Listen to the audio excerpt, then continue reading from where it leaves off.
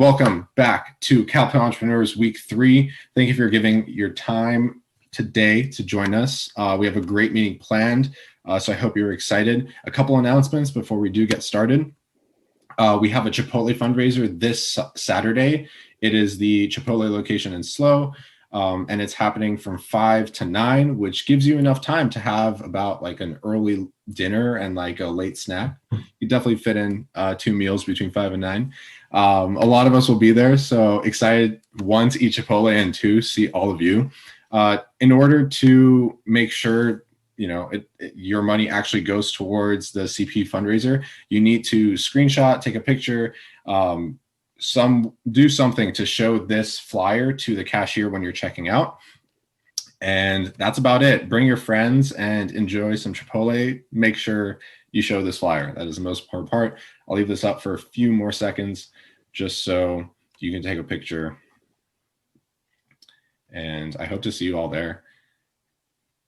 Sweet. Okay.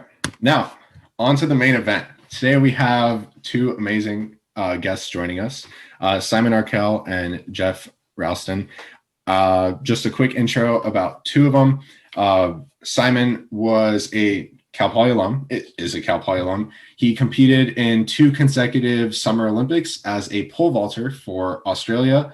He's broken records, won a bunch of times, and made the Hall of Fame for the state of South Australia and University of New Mexico. He's also founded multiple tech companies. And then Geoff Ralston is, of course, the president of Y-Combinator.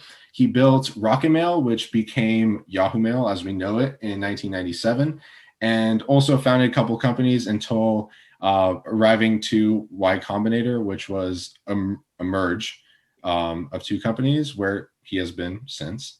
And so many cool stories we're going to hear today. And as always, if you have any questions, put them in chat and we'll get to it. The stage is yours, Simon and Geoff. Thank you so much for joining us today. I'm so excited to hear what you have to say, the stories you're going to tell. It's going to be super valuable. So thanks, Simon. Thank you. Of course. Thank you. Well, why don't I just kick it off? Thank you for the intro, but I'm really here just to hear Geoff's story today. So I'm going to facilitate and ask probing questions. He had his 2nd vaccine shot yesterday, so we can take advantage of him and get him while he's weak. And so any probing questions you'd like to ask, start thinking of them. But I have been doing a bit of research. I had the opportunity to chat with Geoff. He is here today because I think for one reason at least, his daughter Caitlin is at Cal Poly right now. And it isn't often that you get to meet anyone from Y-Combinator, let alone the president. And for someone like Geoff to have such a storied past, I'm super intrigued. When I finished at Cal Poly in 1994, I went back to Australia for a year or so and started a company while I was training in my sport, and really feel like I missed out on landing in Silicon Valley right as the .com boom was starting to emerge and companies like Netscape were being founded. And Geoff was one of the founders of a company called 411 Corporation, which became RocketMail and was Yahoo's 2nd ever acquisition. So I'm going to ask a little bit about that, Geoff. I also want to go on to this really intriguing kind of story about Lala Media and the story of your, I think, co-founder selling the company to Steve Jobs and all about that. But I think a lot of people here who are intrigued with entrepreneurship, whether they've started a company, they're interested in doing so. The concept of Y-Combinator may be new and people may never have heard of it, but for those who have, it is, I think, one of the preeminent, highest reputation, highest profile incubators in Silicon Valley or in tech in general. And so I want to hear kind of that story of how you got involved with that and now the type of things that you see.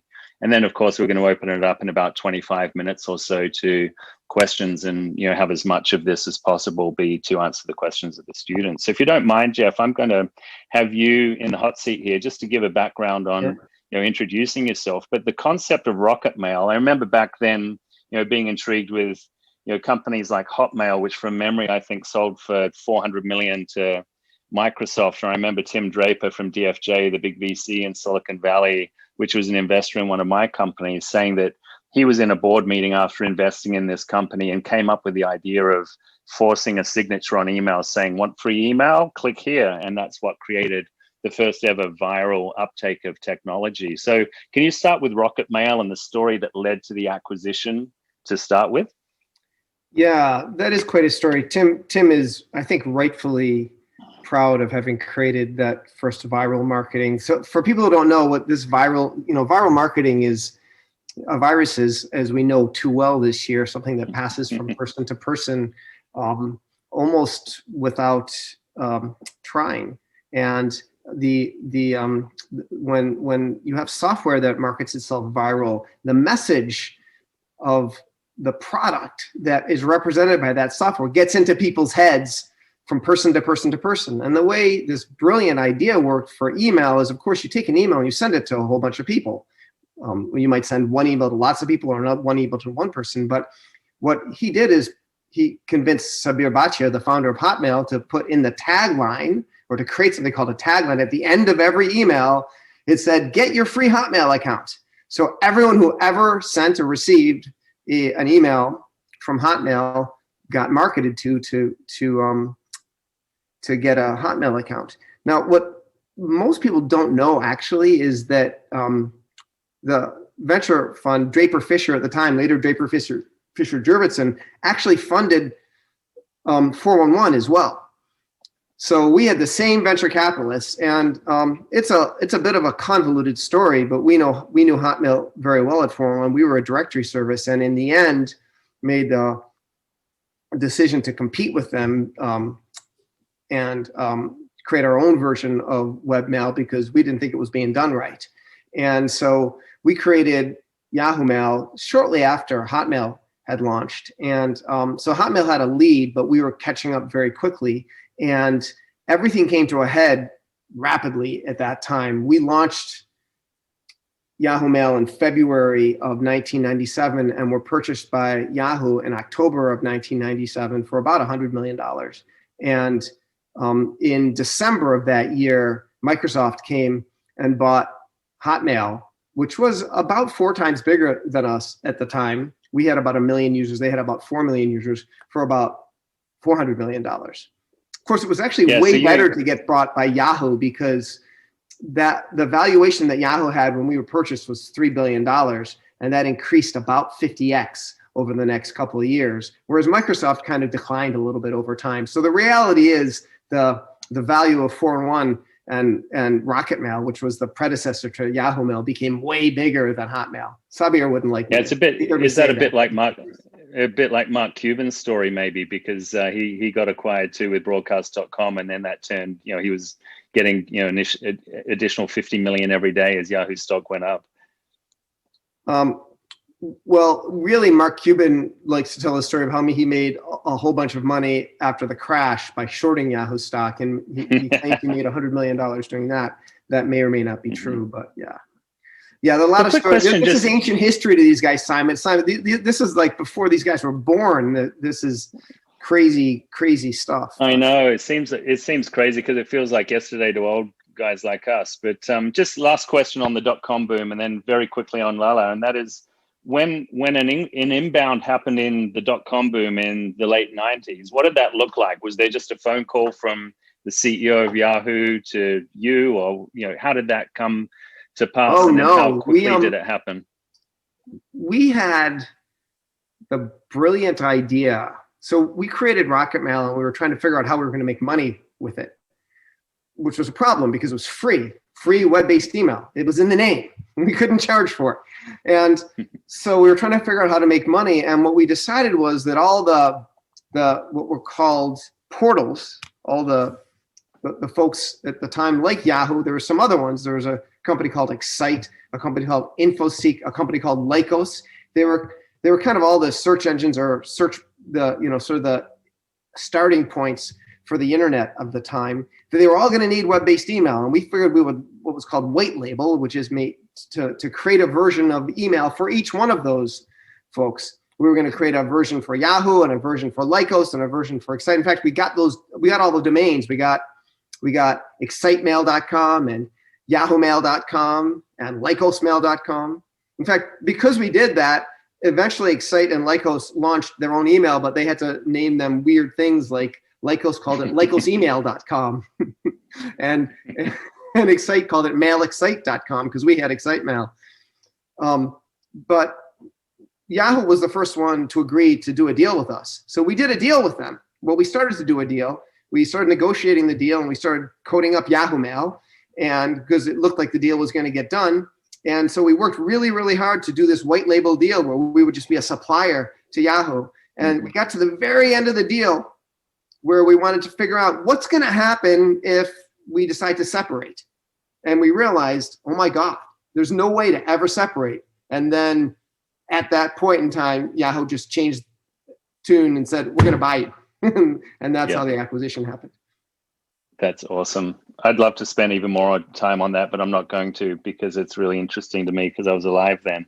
But yeah, but for everyone else in the room, they're bored to tears. Sorry, everybody. Right. So then there's another Steve Jobs story because Lala, can you explain Lala? And I have a question. Did Lala become Apple Music? It did not. Okay, so what was the basis for that? So Lala, that's actually an interesting acquisition story too. Lala was a version of iTunes in the cloud, so it was in your browser, and it was actually awesome technology. It was a little bit like Spotify, where you could play all your songs and stream all your music. But there's no way in the United States that we could do the licensing deals that Spotify did by starting off in a small market in Europe. So we had a very different model. At the end of 2009, we became fairly famous because we did a deal with Google, and every Google search for music was a Lala widget. And we did a deal with Facebook where we were the first people to offer services within what was then called the Facebook store. Again, this is ancient history, people. I'm sorry for that. But Apple got very interested in us at that point. And so the way that transpired is we've been talking to Eddie Q, who ran iTunes, and he said, okay, we want to do this. You have to come over to Steve's house. So the three co-founders of Lala went to Steve's house in Palo Alto where we met Steve and Eddie Q, and we did a deal. We spent the first hour was Steve talked to us about Apple and how he came back to Apple. He told us the whole story of Apple. And then he said, he kind of said, so Eddie tells me he wants to buy you guys. And the price is this, right? We're like, yes, that's right. It wasn't really a negotiation. He told us what the price was. He said, okay. And that was the deal. Yeah, and I heard it was 10 times higher than any of the other offers you got from Motorola or others at the time. And did he write it on a piece of paper and slide it across the table, or was that? No, he just said it. He just said it. He just said it. That's awesome. And you agreed, and that was it. We agreed, and that was it. We actually there was competitive with Google, and Google screwed up because Google, in the end, Apple kind of killed the product for a variety of reasons. But Google could have really used the product. It was actually a much better acquisition for Google, but they kind of screwed the whole deal up. Their corporate development department made a couple of pretty bad errors, and so they didn't get a chance to. They actually bid to the same price as Apple, but it was too late. And if they had wanted to, they could have gotten the deal. Yeah, they could have increased the price maybe and done it. They couldn't outbid Apple. I don't think Apple would have gone that much higher. Yeah. Well, okay, so we don't have as much time as I wanted, but let's jump now to YC. So firstly, how did you get involved with YC? What is it, for those who don't know? And fast forward, literally incubated over 3,000 companies.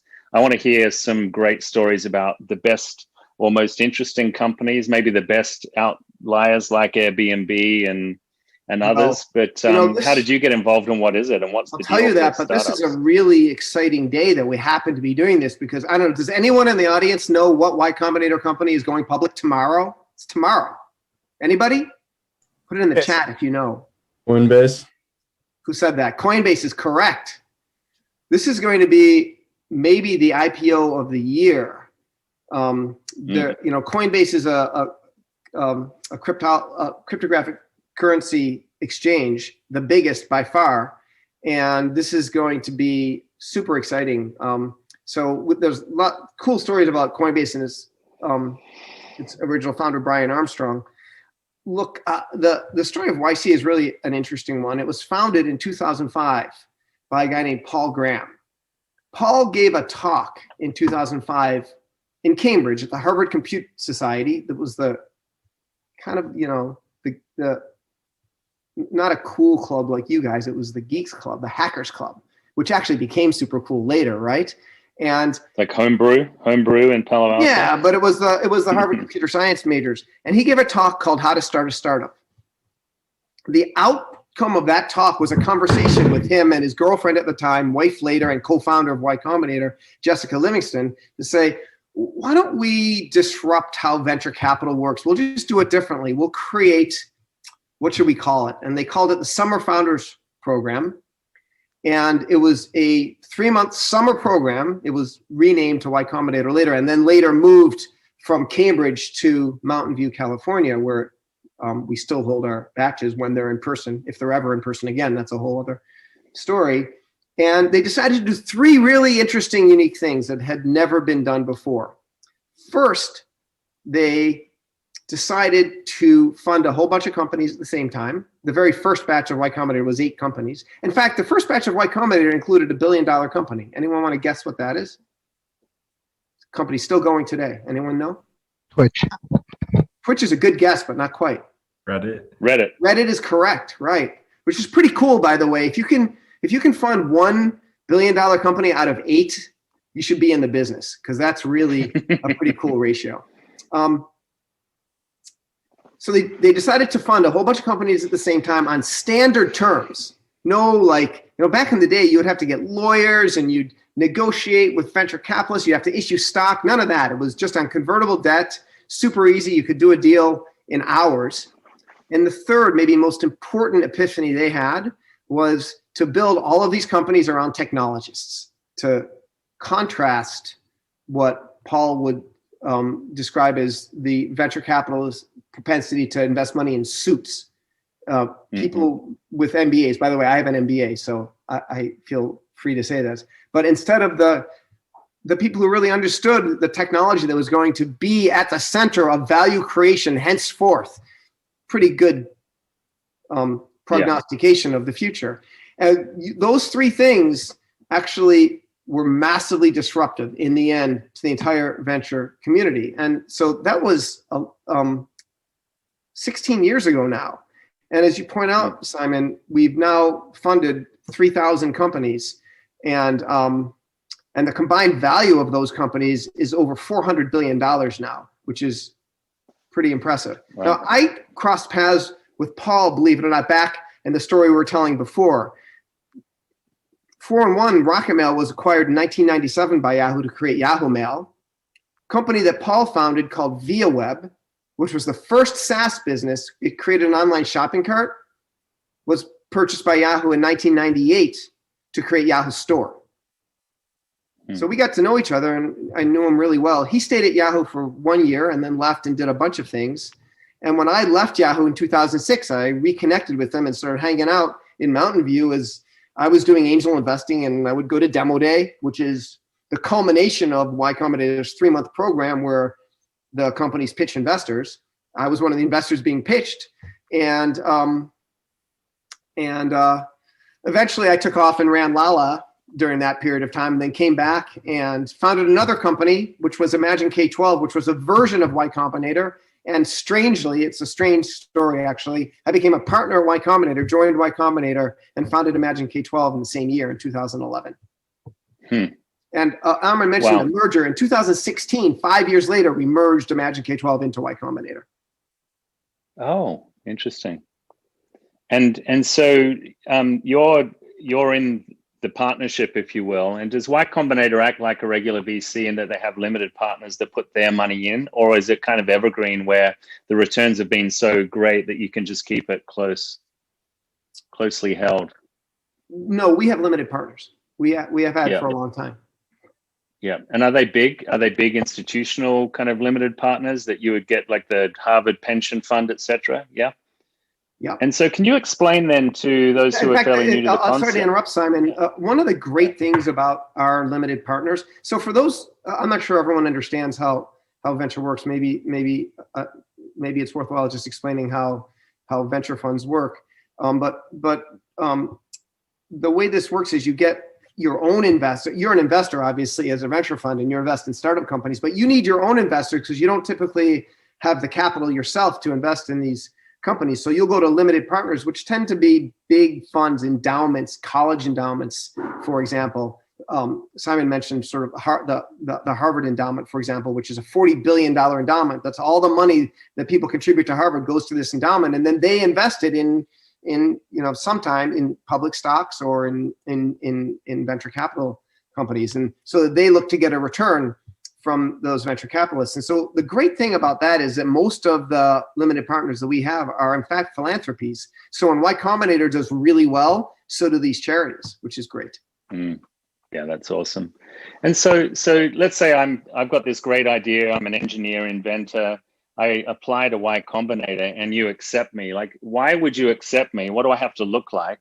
And then what is the deal? Is it a standard financial deal in return for equity? And what does that look like these days? Yeah, it's a great question. Well, I like to think that we're sort of a modern postgraduate education institution, which slightly turns the model of more traditional educational institutions. The traditional model is if you want to go to that institution, you have to pay them a lot of money. And then after 4 years, you get, or whatever the term is, you get a piece of paper. Cool, right? That's what you guys are doing. You're paying Cal Poly, maybe hundreds of thousands of dollars, and you get a piece of paper at the end of it. Awesome. Y-Combinator, it's different. When you apply to Y-Combinator, and it's very competitive, it's more competitive than any college in the country. We get about 15,000 applications per batch, which we run twice a year, 2 batches a year, and we accept between 1% and 2% of those 15,000 applications. But when you get in, you don't have to pay us. We pay you. We pay you $125,000 in exchange for a cut of your future, 7% of the equity of the company. So if the company does well, we do well. If the company doesn't do well, that was a failed investment. And then Geoff, a lot of VCs that do early stage investment, they hold some money back so that when there's a second round or a Series A, a Series B, Series C, they get to participate their pro rata, their piece of it, so they can keep their percentage. Is that something that you do, or do you just move on at that point? No, we do. We actually have a relatively complex, it's kind of inside baseball, the complex way we organize the funds we've raised, but we actually have a growth fund that does invest follow on and pro ratas and Series Bs and often Series Cs and Series Ds for companies. Mm-hmm. So we actually write a small check in the beginning of $125,000, but we have written checks as big as $75 million for companies that are scaling. Wow. That's impressive. Okay, so now the 1%, the 2%, what do they have to look like? And what are some of before we break on to do Q&A, what are some great outcomes like Coinbase, if you have a story there, but others that may be interesting that no one's heard of maybe, but what does that look like? It's actually difficult not to sound really trite when this question is asked, and it's asked of a lot of venture capitalists all the time. What do you look for? And they almost always say the same thing. So I'll say it with some regret, which is we invest in founders. We do, though. More than anything else, we invest in founders. The idea matters way less to us. It matters. It especially matters the relationship of the founder to the idea. But let me tell you a story. There's a couple of kids, probably younger than some of the folks in this room, who were from Brazil, and they were freshmen at Stanford, and they didn't really enjoy themselves that much at Stanford. Why would you, right? And so they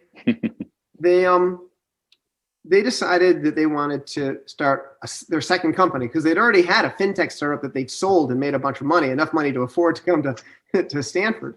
And so they had this idea of an educational experience within virtual reality. And they applied to YC with that idea. And we kind of hated the idea, but we loved them. we just loved them.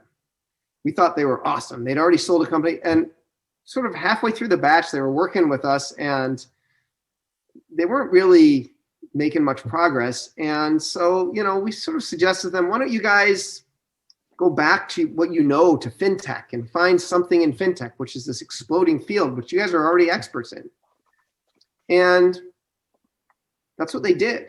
And so in the middle of their Y-Combinator journey, this 3 months, they created a company that was going to provide credit cards, business credit cards to startup companies. And they called it Brex. Fast forward 4 years, and Brex at the latest valuation is many billions of dollars in value.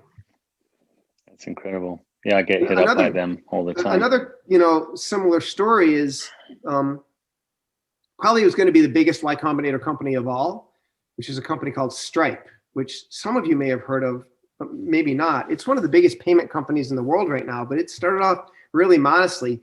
2 brothers, very young brothers from Ireland, the Collison brothers, John and Patrick.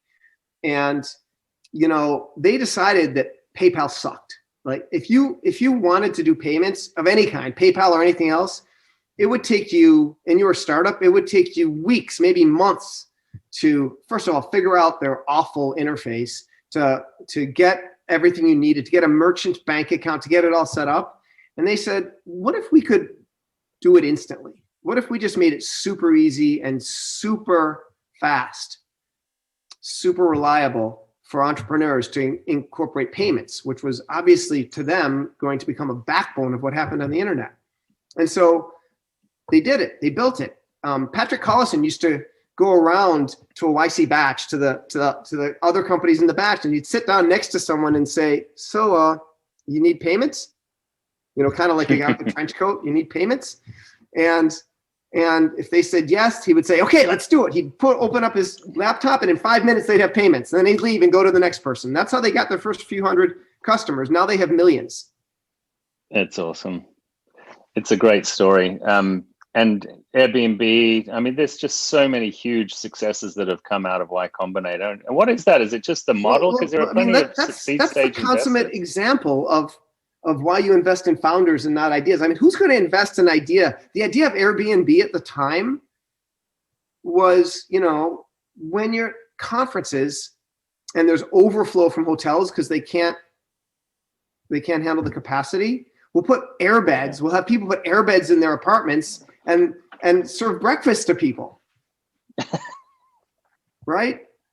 But what was amazing about that was that adjacent to that idea was this idea of the sharing economy, which of course would in the end allow Airbnb to become the biggest hotel by far in the world.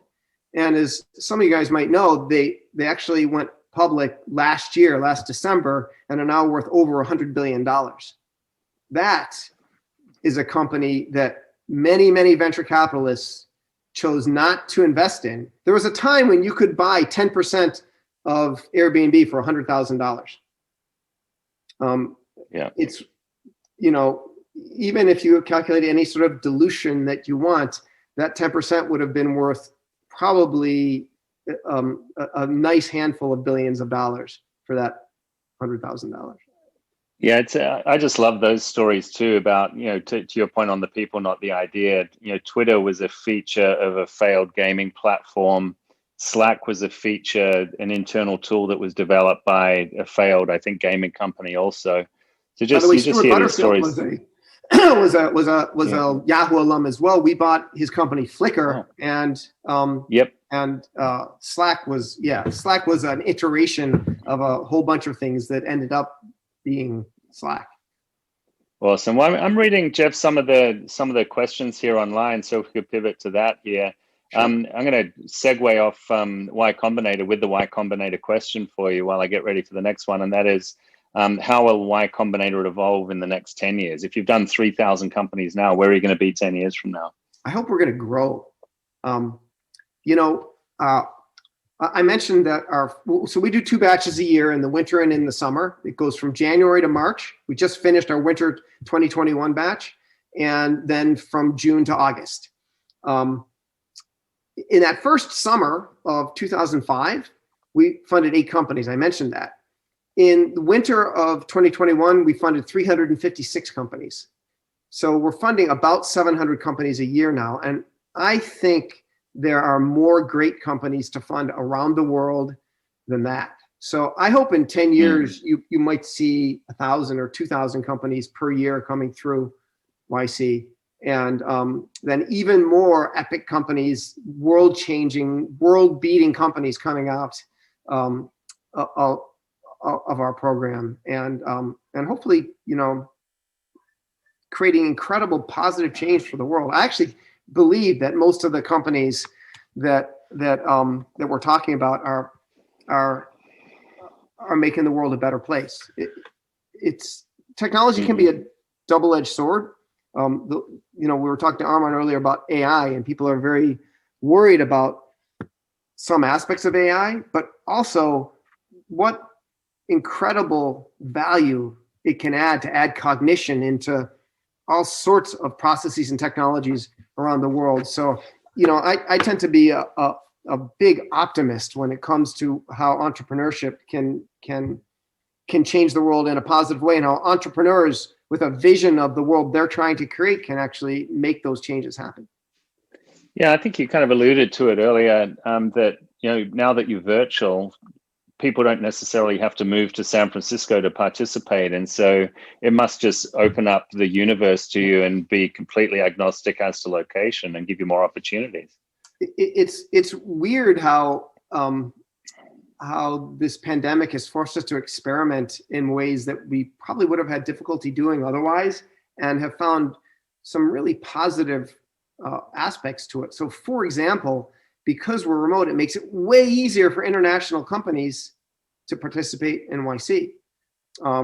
And we funded more international companies in our last batch than we ever have before. Over half the companies actually had an international founder, an international presence. So I think that's going to be a secular change. There's going to be more and more entrepreneurship happening everywhere in the world. And hopefully a lot of those companies will choose to go through YC. Yeah, it's awesome. I'm going to go rapid fire on you now, Geoff. So here's one for you. If the startup I work for is pursuing a near identical business model to a competitor who's been on the market for a year now, and that competitor's product has not caught on, what are the questions we need to be asking ourselves? Is it bad to assume they just haven't found product market fit? When Drew Houston started Dropbox, YC company from 2007, there were something like 11 file sharing products out there, maybe 20, maybe more. You could search for file sharing back then, and you would find lots and lots of answers. The only problem is they all sucked. None of them really worked very well. He actually created one that really worked, and that's what you needed for product market fit. It was just had to be super reliable and trustworthy. It just had to work. And once you did that, everything changed. And of course, that's a $10 billion company now. The answer to the question is, why aren't those other companies successful? Is there an opportunity that they're missing? Do they not have product market fit? Is there a version of the value they're trying to deliver that you can deliver better? And that, do you understand something? Do you have insight into the market that they don't have, and that therefore can make your product successful, whereas theirs has failed? Those are the questions you have to answer. And those aren't the questions you have to answer for us. That's the story you have to tell yourself. If you think about it, every time you meet an investor, a potential partner, a potential employee, you're going to tell, as a startup founder, you're going to tell them a story about the future of your startup being massively successful. How compelling and believable is that story? So can you tell a story about why those companies are all fail, or that company or companies are failing, and why your story will be your company will be successful? If you can tell a compelling, believable story, we'll fund you all day long. That's right. Yeah, I sat next to Aaron Levy at dinner one time 5 or 6 years ago, and he founded Box.com, which is a Dropbox competitor, or the different segments of the market. And he said something really fascinating, which is compared to Yahoo Briefcase, which you probably had a lot to do with or knew the people doing that, who'd been in this space before, but at a time in the late 90s maybe, two things had changed for him that made it the right time, where he got lucky as well as being smart. And that is that compute and storage was 100 times cheaper, but also the number of users on the internet was 100 times greater when they started. And so the confluence of those two dynamics meant that it was the right time to have that business model, not that he necessarily had a brand new idea. I'm not sure that answers the question about the current competitor, as per that question, but it's a good story. It's hard to understand the impact of exponential change. And those of us in the early days of the internet were both beneficiaries and victims of that exponential change. Disk space was on an exponential decline in cost, for sure. When we offered Yahoo Mail, we offered it with 4 megabytes of storage. When Google launched Gmail, a good number of years later, but when they launched Gmail, I think it was maybe 7 years later or 8 years later, they offered a gigabyte for free, 250 times. Yahoo reacted way too slowly, and that's a story in of itself. But it's really hard to imagine that change can happen. When I was in college, this is a gazillion years ago, we wanted to upgrade the computer. We had a pretty fancy computer for the day. It was a time sharing system. So everyone, like, you could have 250 students on this computer all at the same time, sharing one computer. It was crazy. That computer had 1 megabyte of memory, one. And we wanted to double its capacity to 2. But it was a tough decision because that extra 1 megabyte cost us $100,000. Now, you can get a memory stick now with like 256 gigabytes. Think about that. 256,000 times bigger than that 1 megabyte that costs $1,000. You can buy it for like $20, right? 20 or $30. Yeah. Just remember, that though that wasn't the time of exponential change, it's all the time of exponential change. So think about, we were just talking with Armin about what's 10 years is going to be like. It's going to be way different in 10 years. Exactly right. Like now is always the time. So here's the question. I love this one. Does it matter how bad my MVP is, or should we still launch even though clicking our link feels like lemon juice squirting in your eye? It's a great question. I have a pet definition for an MVP, and it's a product that sucks.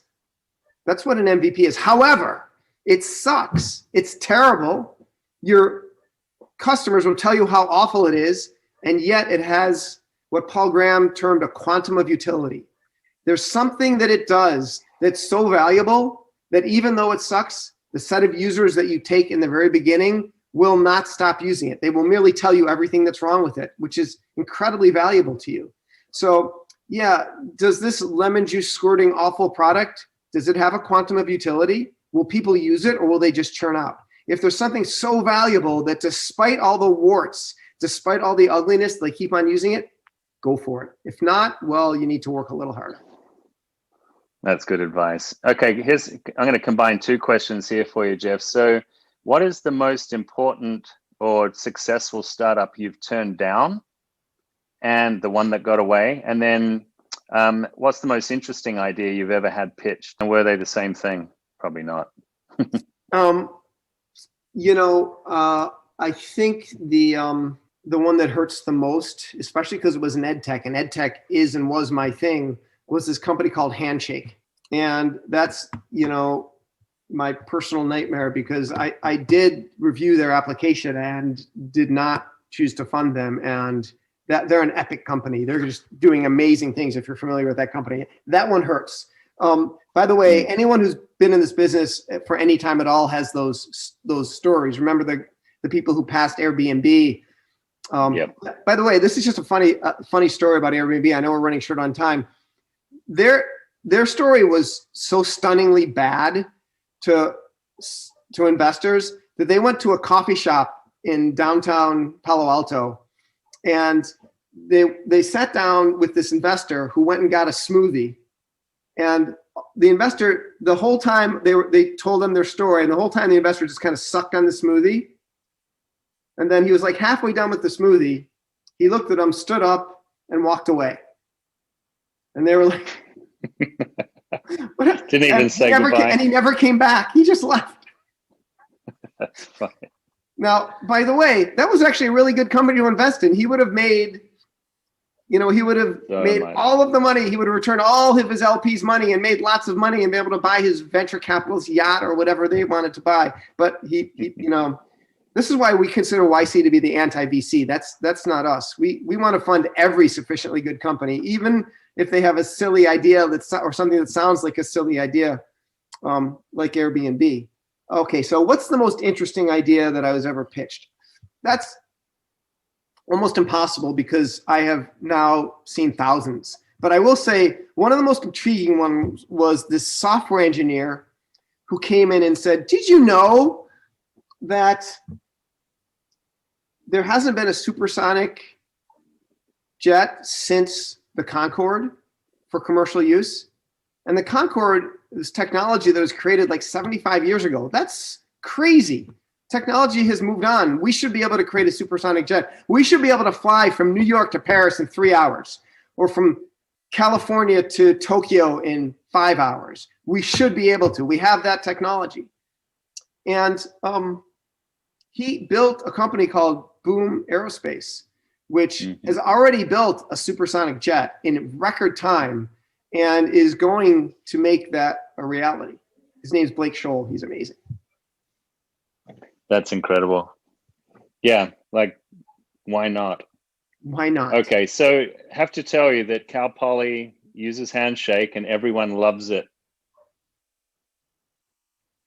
There were 4 comments on that, by the way, Geoff. Okay, so we have 4 or 5 minutes left. Are there any kind of pearls of wisdom that you'd like to share with the crowd here today? Because I've really enjoyed this. It's been fantastic. I want to spend 5 hours with you, so I'm going to call you for dinner or drinks or something when I'm up there. But yeah, but anything that final takeaways, or if anyone has any final questions they want to ask. But Geoff, what would you say is aspiring entrepreneurs either have started a company, thinking about starting one, just interested in the space? Like, what's the key thing for this endeavor? So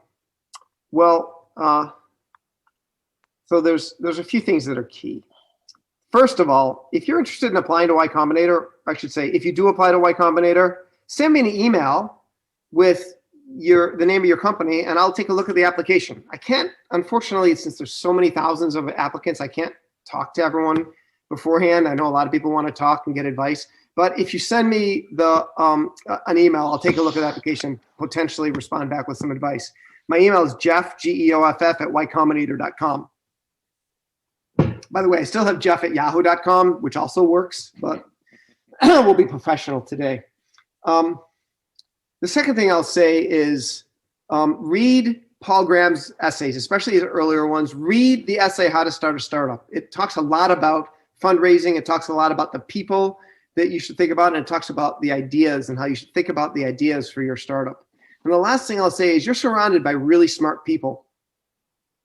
So find the people here who you want to be your co-founders. Find people, Paul Graham called them animals in that essay. People who you really want to work with, who you really like, who you're willing to go to battle with, and who are really good at getting stuff done, who are really good at building and getting a hold of a problem and solving it.